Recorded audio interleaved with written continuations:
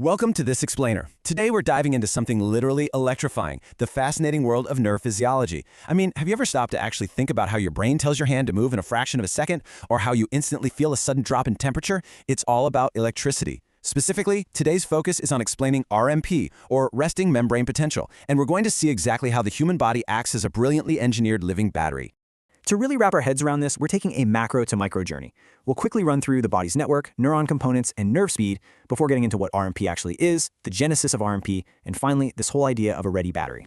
Let's get right to it. Okay, part one, the body's network. Let's lay the groundwork for how all this communication even happens in the first place. Before we even touch the electrical stuff, we really need to talk about excitable tissues. We're talking about specific cells, like nerves and muscles, that possess this incredible, built-in ability to receive a stimulus and actively respond. They are practically hardwired for action. And this entire communication system relies on a beautifully organized grid. You've got the central nervous system, right? That acts as your main command center.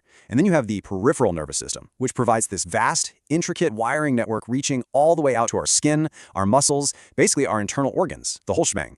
Moving on to part two, neuron components. Let's zoom in from the massive network down to the actual physical wires that make it up.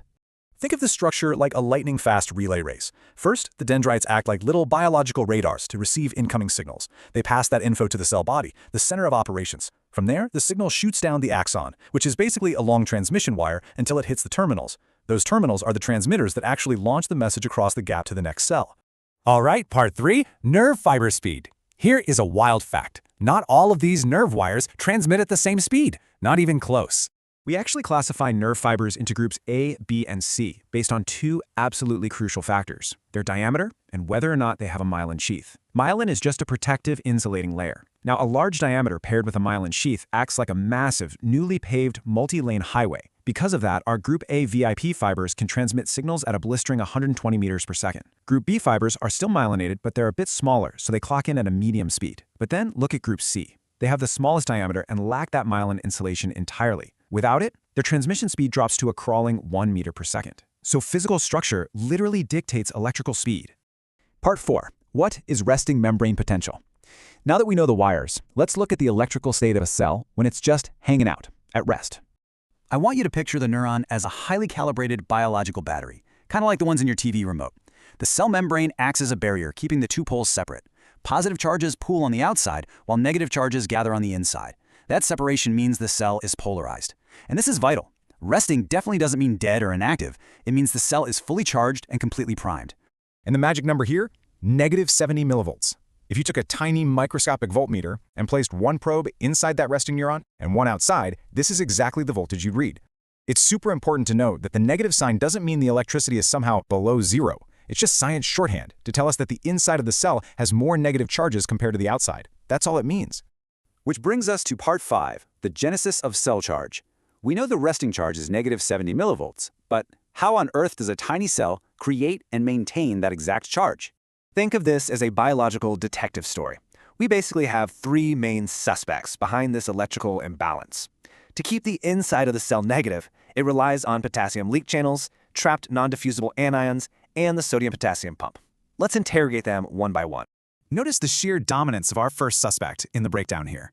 The cell membrane has these tiny doorways called leak channels. Well, it turns out these channels are 50 to 100 times more permeable to potassium ions than they are to sodium ions. Because potassium is super concentrated inside the cell, it naturally just wants to leak out. And here's the trick. Potassium ions carry a positive charge. So as potassium constantly escapes, it takes positive charges away from the inside, leaving the interior relatively negative. This single sneaky mechanism is so powerful that it drives a massive 92% of the entire resting membrane potential. Then we have our second suspect, which basically locks that negative interior in place.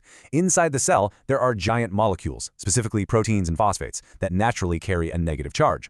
We call them non-diffusible anions because, honestly, they're physically just too massive to fit through the cell membrane.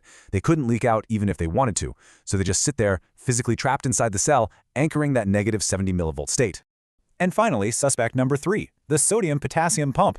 If the first two factors generate the charge, this guy maintains it. It acts like a tireless bouncer, burning up cellular energy, or ATP, to actively manage the balance. Every single cycle, it forces 3 positive sodium ions out of the cell, but it only allows 2 positive potassium ions back in. Do the math on that for a second. It throws away 3 positive charges, but only gets 2 back. It's permanently operating at a deficit of one positive charge, which perfectly guarantees that the cell stays negative. So, part 6, a ready battery. What is the ultimate point of all this? The trapped proteins, the leaky potassium, those hyperactive pumps, all of these microscopic mechanisms are working together perfectly for one single purpose: to keep the human battery primed. The resting membrane potential ensures the neuron is never truly resting. It's simply waiting, fully loaded, at negative 70 millivolts. But this perfectly balanced polarized state can't last forever, right? So what happens when a nerve actually receives a stimulus, like a touch on your arm or a sudden loud noise, and the cellular floodgates fly open? What happens when all those positive charges from the outside suddenly rush into that negative 70 millivolt interior? Well, that triggers an absolute electrical explosion known as an action potential. But we're going to have to save those explosive mechanics for next time. Thank you so much for joining me for this explainer, and keep asking questions about the amazing machine that is the human body.